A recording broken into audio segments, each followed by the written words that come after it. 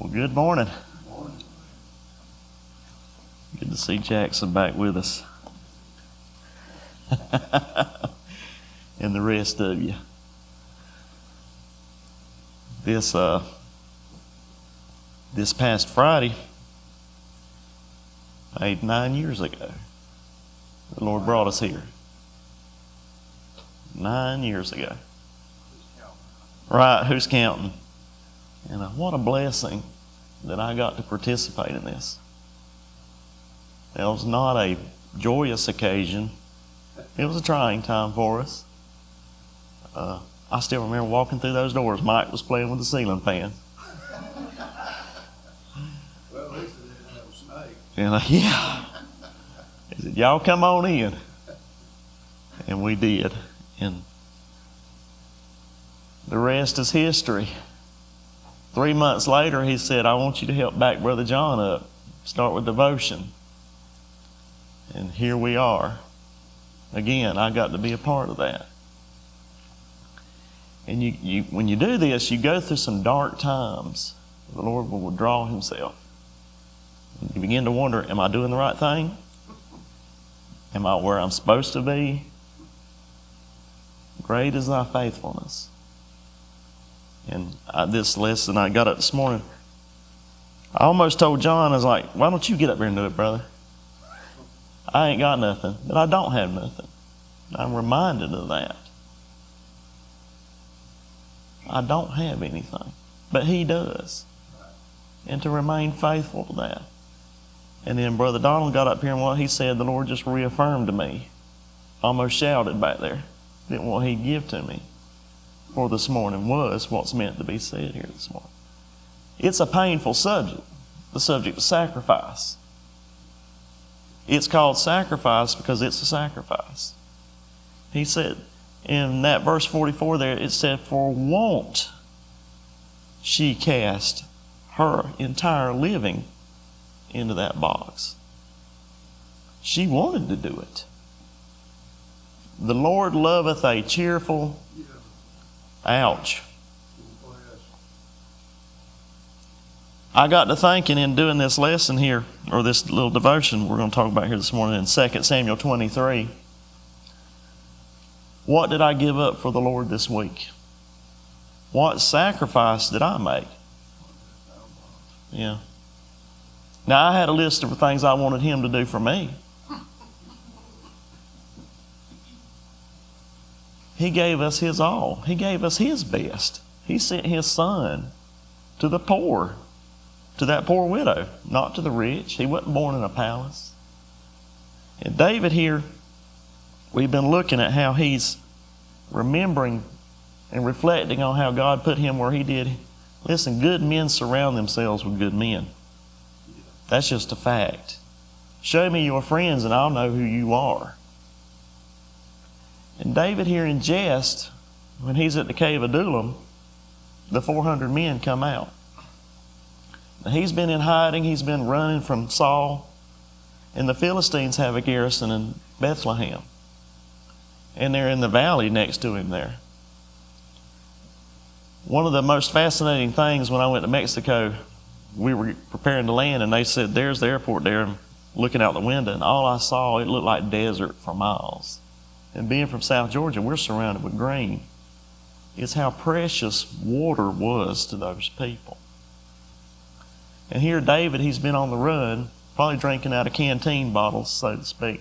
Yeah, water has a taste to it. I drink a lot of water. I like water. I'm a big water drinker. And there's certain bottles of water that I like, certain brands. And there's certain ones I don't like. And David here mentions how he longed to have the water from the well in Bethlehem, just in jest. You know, about like the little boy. Grandparents were in visiting and his mom put him to bed and he was praying. And he prayed, Lord, be with so-and-so. And as he got to the end, he got to shouting more and more. He said, Lord, I want that new bicycle for Christmas. Amen. And his mama said, son, the Lord's not hard of hearing. He said, no, but Grandma is.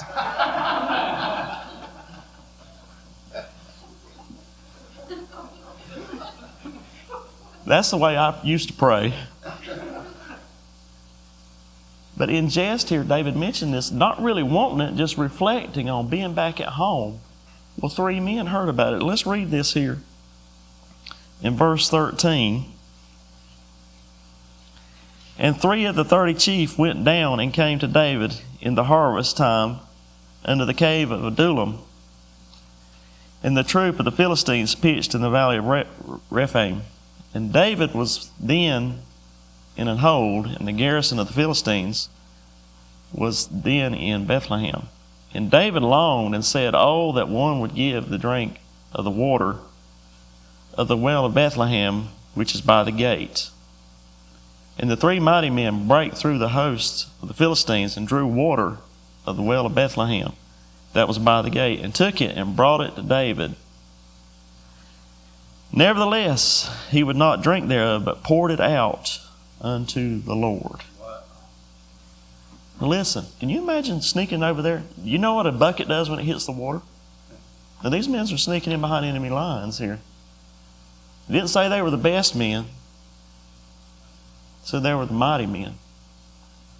But they gave it their best. I may not be the greatest speaker ever, but I should still get up here and give it my best. Just like these men did. And then David, listen, this was something David is holding in his hands, and he wants this. Okay? This is not something willy-nilly. This is water worth having. The Lord has granted him the desire of his heart. And he sacrifices that last mite, if you will, before the Lord. This speaks of the character of David. Let's read on here. And he said, "Be it far from me, O Lord, that I should do this. Is not this the blood of men that went in jeopardy of their lives? Therefore he would not drink it. These things did these 3 mighty men." He basically turned that water, if you will, into blood. He said, this is blood money, so to speak. But I got to thinking, how many times have I been given the desire of my heart? If you were to ask me to sacrifice it, what would I do? Would I cast that last mite into the box? Or would I consume it upon the lust of my flesh? And what would that do? It would still leave me wanting. Y'all know in jest I've mentioned here before how I like Oreos. And man, y'all have given me Oreos before. We went to Morgan's graduation party that time. She came running out here, Mr. Clay, we've got Oreos. I said, there's hope for this generation after all. David here first, I think he repented that he even mentioned that. Because those men, in their desire to satisfy his lust, if you will, risked their lives to give him the desire of his heart. David was a man after God's own heart. And in doing so, he was willing to sacrifice anything he had. And that's why I said I got to thinking over this past week. Have I cast my last mite into the chest? Into the treasure chest? Is there still a corner up in here somewhere that Clay still possesses that he won't give to the Lord? You know, the rich young ruler, when he came to Jesus, he told Jesus, he said, I've kept all the commandments. What did Jesus tell him to do? He said, go sell all you've got and give it to the poor, then come back. He said he went away exceedingly sorrowful because he was wealthy. Now listen, I am more thankful today, and I've told y'all this, and I mean this. I'm more thankful today for what God's given me. And when I pray, I most of the time just pray Him and thank Him. I don't have very many requests anymore. It's shut my mouth. I was praying the other day about something I wanted, and the Lord said, if I give you this, you're going to lose this. I was like, never mind. I mean, He spoke to me directly and said, if I give you this, you're going to lose this. Now, I like that He'll tell me that now. And I said, Lord, I'm satisfied where I'm at. Leave it alone. I'll sacrifice that appetite. In doing so, this too, another thing David here did, He shared a holy moment with these three men that would be recorded for us. What if he drank that water? Or just took a sip of it? Would it have been a sacrifice? I've been praying and asking God a lot. You know, we read about these men of old that were filled with the Holy Spirit and we hear the great revivals. Why don't we have that now? And one of the conclusions I've reached is we will not sacrifice our time and effort to get where they were at. We're too busy. Somebody said it here before, and I've heard this several times in the past 9 years that we've been here. If devil can't make you be bad, he'll make you be busy. And that is so true. So true. Listen, it takes sacrifice to study the Word. It takes sacrifice to pray in your closet. It's easy to do it before men while you're out and about.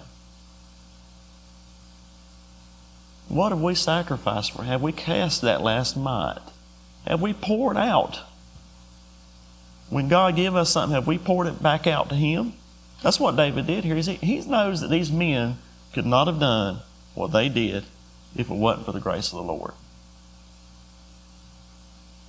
And he in turn gave it back to Him. Wow. Am I there? No. Do I want to be there? I don't know. I say I do. You know, me and John was talking the other day. You know, Paul said, for me to live is Christ, to die is gain. That's easy to say, but when our dying time comes, what do we want to do? We want to hold on to this life like a cat being dragged backwards across the carpet. You know, I've got all four claws sunk in, buddy. No sacrifice. Paul gave up his whole life so that he could appeal to who? So what do you think? Why do you think he wanted to stand before Caesar? Was it to be seen? What did he do all along the way? He was telling the gospel. He wanted to share the gospel with the highest in the land. And so he'd appealed his case all the way to his death. A real sacrifice. I love y'all. Listen, this coming week, let's think about what do we want as far as sacrifice. Do we sacrifice anything? It's easy to get. It's hard to give. The Lord loveth a cheerful giver. And I pray that I can learn to give more, or give what He's given me freely, and not want to hold on to it or sip of that water before I pour it out before Him. I love y'all. Listen, it's been a great 9 years. The Lord brought a great victory here, brother. He has.